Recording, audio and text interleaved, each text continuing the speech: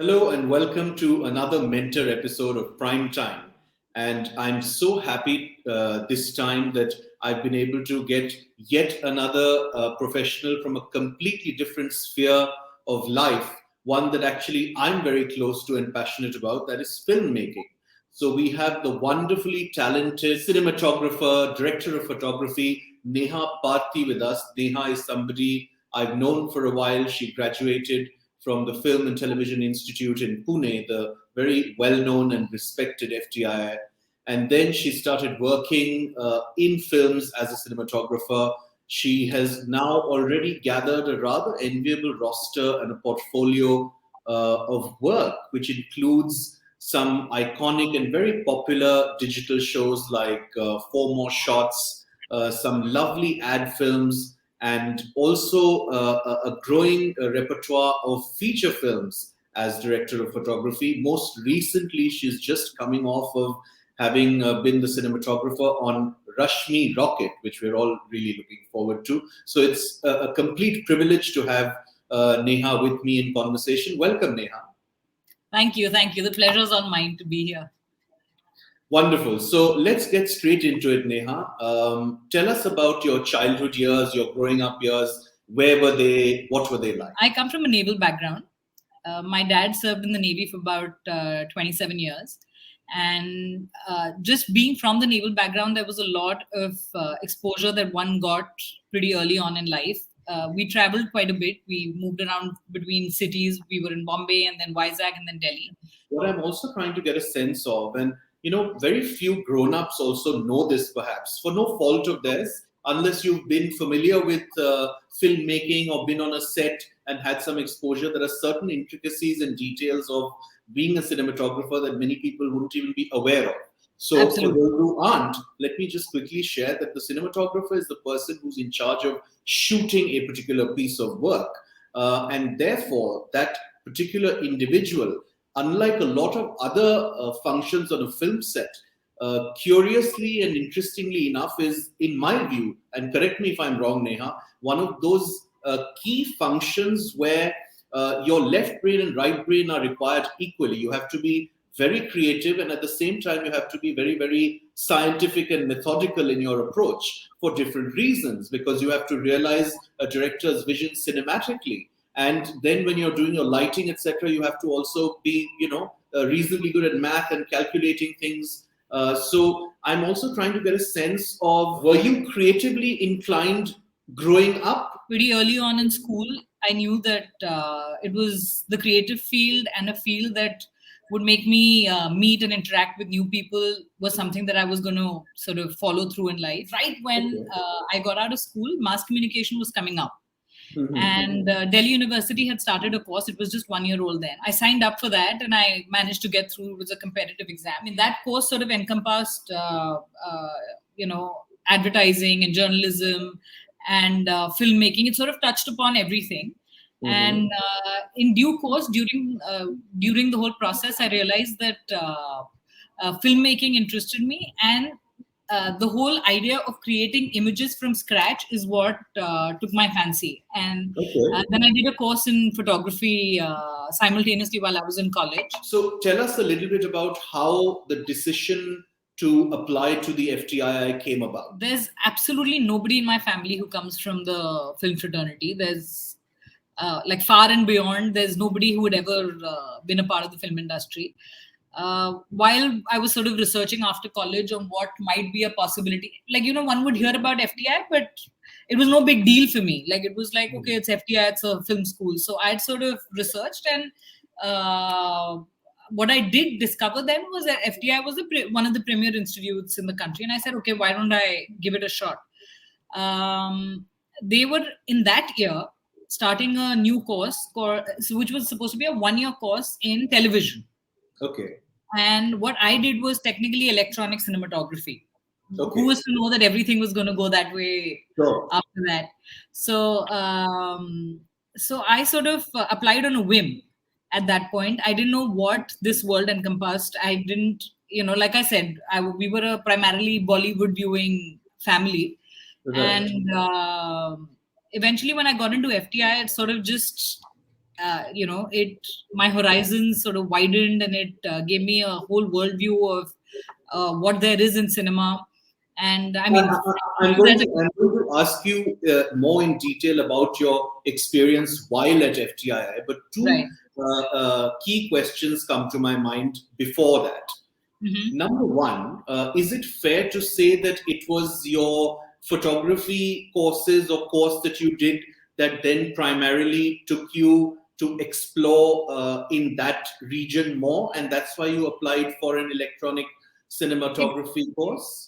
It was a lot of things, like I mentioned. So my graduation course had we were sort of touching upon every aspect of media. There was Right. journalism and advertising and all of that. So I Correct. did figure that it was moving images that made me happy. Simultaneously, I did a photography course while I was in college.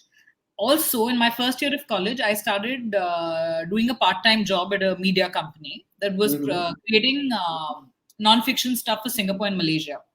So Okay. there, I was writing, editing, directing, and shooting. As is And, often the case in that kind of place. right.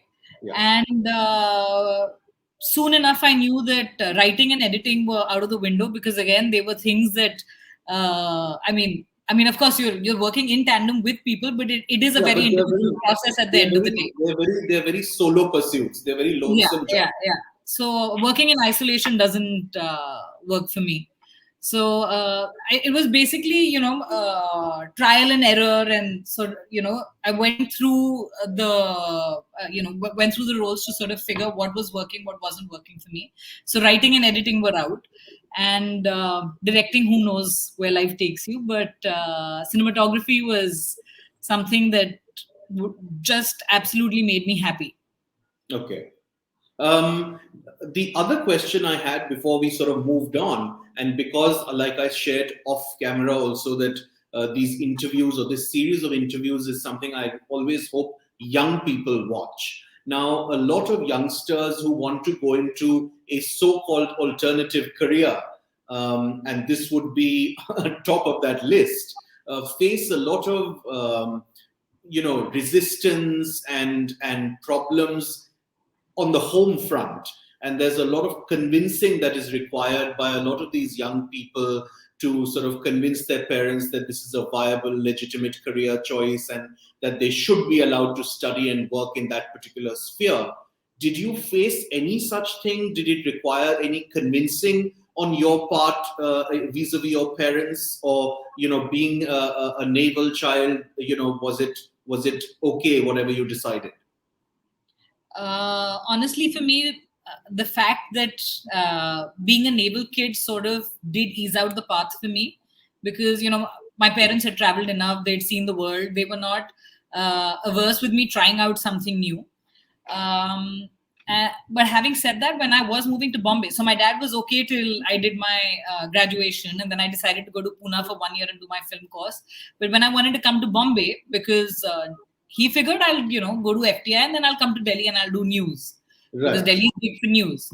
Sure. But that really wasn't my calling at all. So, and I wanted to move to Bombay to do hardcore Bollywood. So he told me that he's going to finance me for 3 months. Either I make it there on my own, or I need to come back and figure Oh, life out wow. in Delhi. So Like, I can keep doing. that's a They were strict absolutely and very supportive. short leash. They were absolutely supportive. They're like, whatever it takes, and we're okay with you pursuing what you want to pursue. But then you come back to Delhi, because Bombay is a Right. hard place. You're living on your own. Sure. You're getting work, not getting work. So they Correct. gave me 3 months.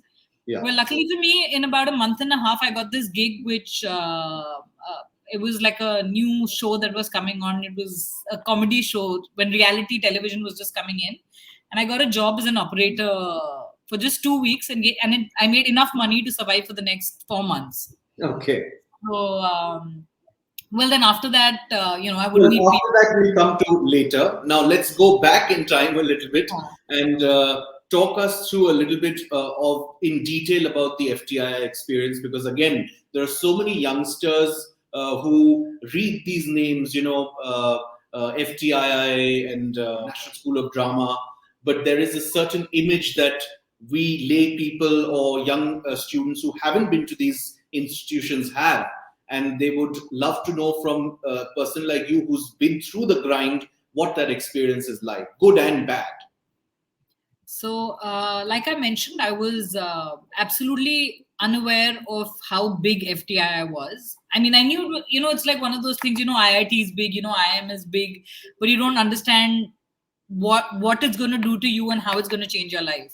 So I knew that FTII is one of the best and I must apply there. It's only the day that I walked into that institute is how I figured that it was going to sort of shape me and, sort of make me the person that I am today.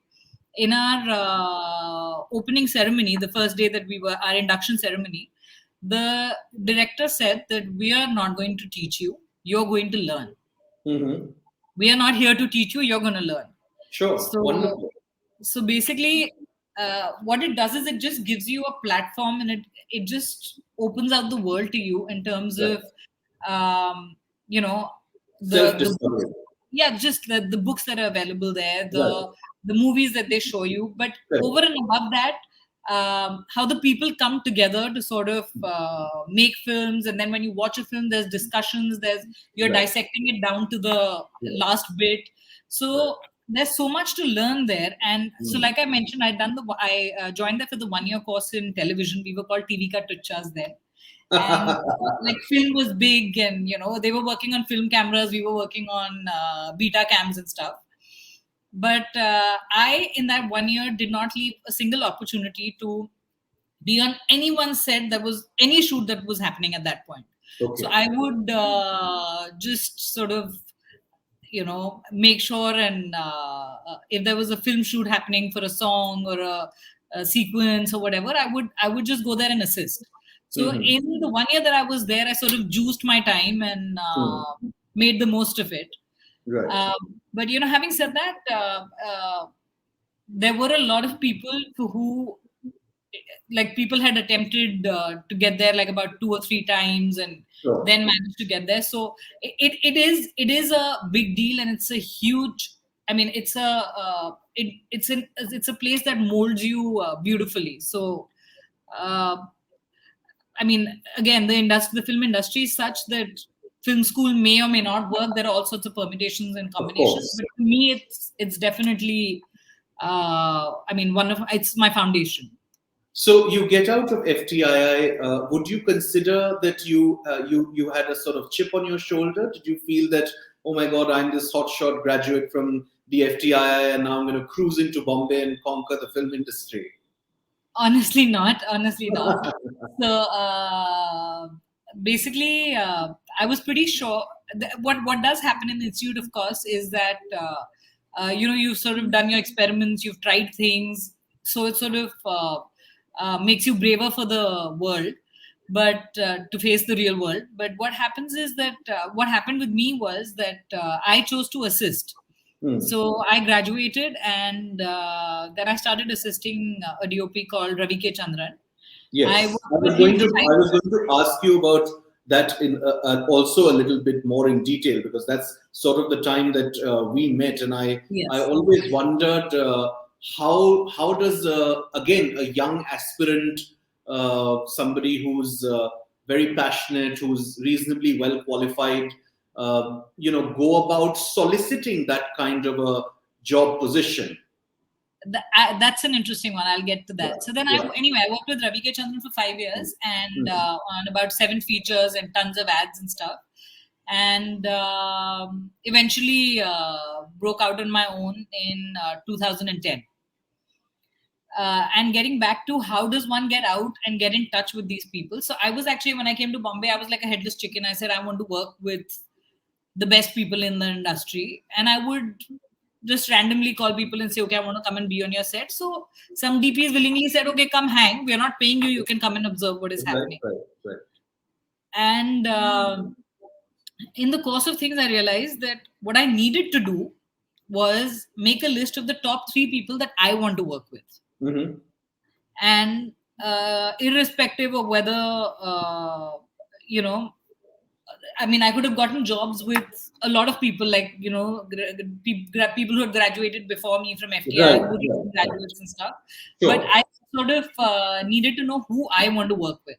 So I Yeah, made are you willing to share that list of 3 with yes, us? why not? Of course. So I made a list of 3. On the top of the list was Ravi K. Chandran, Okay. and then Anil Mehta, and then Binod Pradhan. Why? What of Ravi K's had impacted you so much that he was on top? Black and Dil Chahta Hai. Okay. And I had seen one Tamil film. I don't know how I managed to get my hands on that. It's called Kanathil Muthamittal. Okay. By far, I think it's his best work. Okay. And so, I mean, he was on the top of my list, and then Anil Mehta and Binod Pradhan. And like I used to just go hang on these sets and stuff. One day in the Film City canteen, somebody told me Ravi K. Chandran's looking for an assistant. Mm-hmm. And well, I called him up. I got his number from somewhere, and I called him up and I said, "Hi, Ravi. I want to come and work with you." And he said, "Okay, come meet me." I went and I met him in Prime Focus, which is the post studio. Right. Me to then realize how so there isn't. I mean, things have changed over the years, but when we joined, there was still a sort of a hierarchy where. I mean, we used to call Ravi sir. Now our assistants, there's like a first name basis and stuff. Sure. Things have, of course, evolved over time. Right. But I'd landed up there and I said, I want to work with you. So he said, okay, let's give it a shot. So then I worked with him briefly. But wait, let me interrupt you again. So if I understand you correctly, would you, if I was to ask you, ki bhai, what would therefore your advice be to somebody in your position back when you were there? Would it today also still be just work hard and do the hustle? You have to hustle. Yes, and again, what is happening now? The avenues have really opened. There's so much work going around that sometimes people, whether they're getting out of an institute of repute or just learning on their own or whatever. What has changed is we were willing to learn. I think a little bit of that is lost right now, where people just because there are like so many avenues, you can create content for YouTube and you can monetize and everything. So people just end up, and I'm specifically talking about cinematography and DPs. They come out assuming that they're cinematographers already. So now the thing is that assisting may not be the way to go for everyone. But and I mean, if you can hustle and sort of get projects on your own without really assisting anyone, that's great. But if one has an intent to assist, like my advice would be to have a list of people that you want to work with, because there are tons and tons and tons of people who are doing work right now. And if one keeps moving from one place to another, if somebody works with me for 3 months because I have a project and then moves on to another one for 3 months, drifting may not be the way to go. Like if assisting is your cup of tea, then you need to attach yourself to somebody whose work you like and not just go for the money. Like right now, we're in a good space. In today's market, there's a lot of work. All jobs are paid jobs. When we had joined, we used to, there were a lot of my contemporaries and all who had to work for free to sort of initially, in your initial days till you got a footing in a certain place, you had to work for free, which is not the case anymore. People don't make people work for free anymore. So, I mean, it's hustle if you're looking at independent work, and it's commitment and tagging on to somebody if it is the way, if you want to assist. So you work with Ravi Chandran for a fair duration of time. In that duration, explain to us a little bit within his team. Do you assume the same role for that length of time, or do you move up the rung? How many you are one of? How many of people who are assisting him? What is the team like? Were you paid reasonably well? These kinds of things. So initially, when I joined him, we were a team of 3 people. Okay. And so there was one first assistant, and there was me and another boy who joined together. We were both second assistants. That's on our first film. And then on our second film, which was Savaria, there were 6 assistants. Okay. And so there was the first assistant again, and everyone else was pretty much at par. Right, got it. And so basically, from being second assistant to being first to being associate is how how one works their way up. And I mean, if I specifically talk about how Ravi K. Chandran worked, was the way that I am advising people to work is that if you attach yourself to somebody, you have to sort of grow within that environment. Right. Because I mean, otherwise it's in my opinion, it's a lose-lose situation. I get somebody on. By the time that person starts to understand how I function, that person is ready to move on to another project. So, I mean, none of us are gaining anything out of that relationship. So I feel that, so one is that, of course, you work your way up. Like if somebody is a second assistant on on a particular film, may by the second or third project work their way up. Right. And for me, initially, I mean, I only did one ad for free, which is the ad that Ravi sir asked me to come and be on. And he liked my work and he asked me to join the team after that. And right now, actually, even interns are getting paid, which is a good thing. But as assistants, it's pretty relative what is good or bad, because it depends on the scale of the project. Right. Luckily for us, we worked on the biggest films that were happening that time. Sure. So we were doing more than making ends meet. Right. Got it. Okay, so now lots more questions are coming to my mind. For instance, at what point and how do you have the realization that now I feel confident enough to branch out independently? That's such a tricky decision, isn't it? So how do you even make it? Again, we came out at a good time because so basically about 16 years ago, when I joined the industry, I mean, you could really count DPs on not really count them on your fingers, but I mean, there were like a limited number of DPs, and Right. there were much lesser number of reputed DPs, so to say, who were doing like the biggest projects at that time. Right. And so just being with Ravi sir at that point was, I mean, it was like it was like an added to, you're from FTI, you worked with Ravi K. Chandran for so long, so you definitely know what you're doing. Because I mean, he was a hard taskmaster, and most people in the industry knew that he was a hard taskmaster. And if you're surviving him, you're doing something right. Right. So I mean, about 4 or 5 years in, if there was a project coming to him, sometimes he would just sort of introduce. There was me, and there was another, Manush, who was working with him. Yes. He would sort of just recommend our names. We would have a few meetings. Things wouldn't work out, whatever. So we had started, sort of getting a feel of the water. And he actually at some point felt that we were ready. So every time he would meet somebody, he's like, they're ready to get out. They're ready to get out. So that sort of built our confidence on the fact that, okay, maybe we would be able to do something. But that's a that's a rare quality, and that's him being a very generous mentor, isn't it? Yeah, he's actually an institute in himself. If I start making you count the number of DPs that have come out from under him, you'd be surprised. Right. Like I can name about 8 or 10 who are right now in the industry who've been his assistants. So he's very good. He's a great mentor. And so it all simultaneously happened. He felt I was ready, and I felt that until I actually left him, there was no way that I would be able to move on. He needed to set up a proper team to take over. So there was like a film where in process we started the handing over and moving out. Okay. And luckily for me, there's a film called Ravan, RA1. There was an international DP, Nicola Pecoroni, who was coming to shoot it, and he was looking for an operator because the system internationally works a little bit differently. Like the director of photography doesn't operate the camera.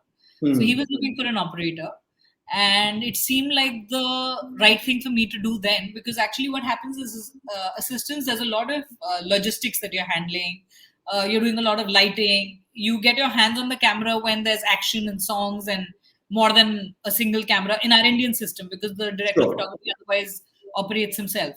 Sure. So I felt that RA1 might be the best place to start, because I'd be able to operate the camera through the film.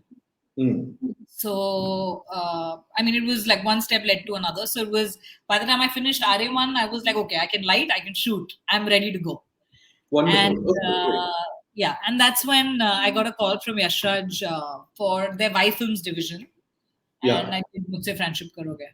Right. Wonderful.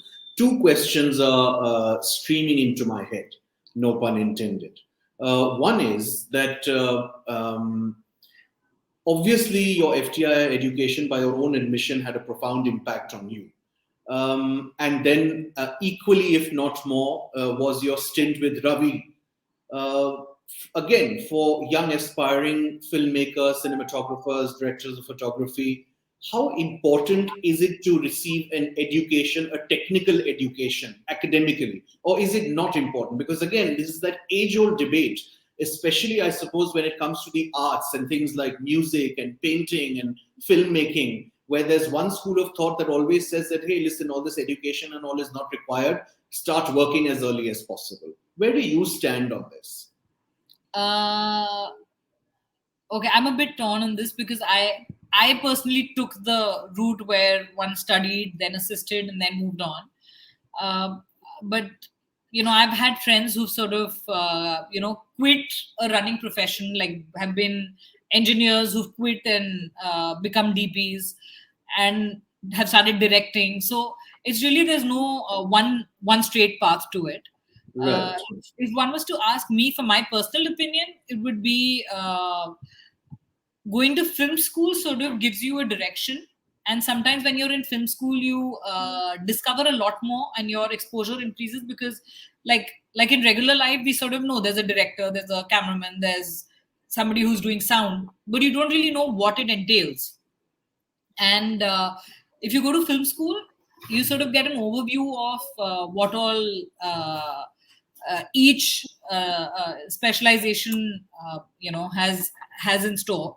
So one, it gives you correct direction, and it sort of gives you the confidence and the little push that you need.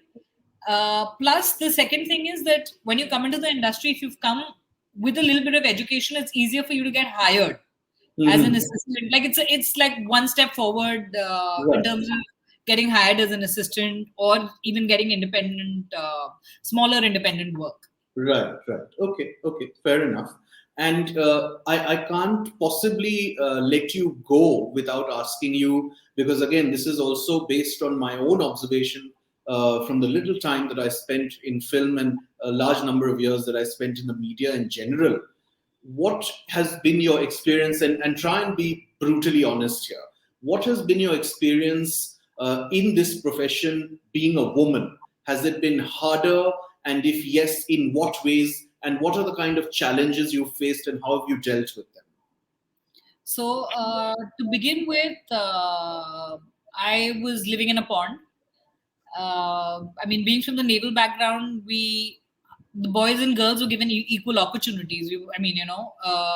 Whether it was sports or extracurriculars, or just being able to do, you went to parties together with boys and girls. There was never really you're a girl, so this has to happen. You're a boy, so this has to happen. Even growing up at home, I have an elder brother. There was never any. I mean, there was never that. There was never a time when my parents said that he can do this, but you cannot do this. So, I mean, for the longest time, this whole gender didn't exist in my mind, and even in FTI, actually, I mean, one did see that there were much lesser women in the institute, but there were women nonetheless, and one would imagine that you're probably seeing a lesser number because women are probably not interested in it, or how families don't want them to get into films, or whatever may be the case. It's actually when I came into the film industry and when I walked into set, people would just generally assume that I was either from the makeup department or from the costume Precisely department. my point, yeah. Pretty early on, they started getting women in those areas. So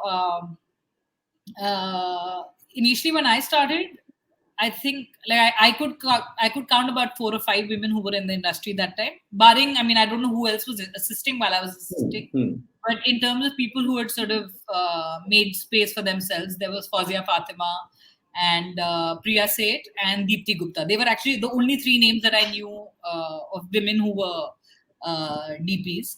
And from people looking at me strangely to sort of knowing that they need to take orders from me, it was not an easy journey, but it was soon enough people knew that I knew my business, and I mean, that I was there to stay. Right. So essentially what you're saying is that you counter that, or you confront that, or you deal with it with your sheer sort of confidence and intellectual knowledge of your subject. But I have to add that it's not the easiest, because even now the point is that there is no lack of work. I'm getting enough work, but the scale of work that is still being offered to me, primarily because I'm a woman, is different than what my contemporaries are getting offered. Okay. So, and I'm not talking monetarily. I may be making as much as them in a project. But the point is that just the sheer scale of projects being offered are a little different. But over the years, I've seen that the industry has become very accepting. Like when I was having my first child, and I was going to take a break, I thought that's the end of my life. Like, I mean, by the time I became independent, I was married, but that was nobody's business. But then, how people perceive a woman having a child, that now her priorities might change and all of that. So I was a bit fearful about whether I'd be able to get back or not. But it was actually very smooth transitioning back to work. Like the production house understood that I will need to travel with my child. I got back to work when my child was 8 months old. They understood that, of course, at my own cost, but I had my child traveling with me. So, but even then, there are people are like, there's always this, what I assumed that they would have an issue in their head, but it was actually pretty chilled out. And I mean, no one ever sort of questioned whether it'll change. I mean, it would affect my work or take my mind off the work, so to say. Right. Okay, great. Last 2 questions. How do you feel now in the present scenario, again, as a layperson, purely by looking at credit rolls of the content that one consumes? There are so many more cinematographers, just in terms of sheer number. Perhaps many of them are also very well qualified. And the third facet to this is that there seems to be a lot of influx of people from abroad also coming in now to shoot projects. What has that done to the atmosphere and competition, and how do you deal with that kind of competition, intense competition now? See, if you'd asked me this question about 4 years ago, I would think differently. Like one would have been in a position of insecurity because there was such less work and so many people. But over the years, that has sort of changed because there's so much work going around. Then, like I said, then it really matters what scale of projects you get. But there is actually at the moment with OTT and so many online platforms coming and feature films not taking a backseat, that there is so much work for everyone out there who's sort of hustling the right way or is qualified enough to be there. And one thing I got to add is that when I came in, I could count only 3 female DPs on my finger. We now have a collective called the IWCC. It's the Indian Women Cinematographers Collective. Okay. So we're close to 100 now. Wow. That's amazing. That's a remarkable rise in a fairly short time. Yes. So, I mean, not all are independent DPs right now. Some are assisting, some are doing documentaries, some are doing only advertising, some are doing features. But there are, like, we're strong in numbers now. So that has changed over the years, which is, I mean, it's amazing. And I hope, I hope it just gets better. My last question to you, and you may not agree with my point of view on this, but particularly when it comes to feature films and a certain level of Indian feature films, from if I was to sit and analyze, and my wife and I often think this, that more and more of the larger films look the same and feel the same. They don't look terribly different from one another. There's this set template that they seem to subscribe to. Where does somebody like you then satisfy your creative juices? Is it within films, or is it when you do ads, or is it when you do an OTT show?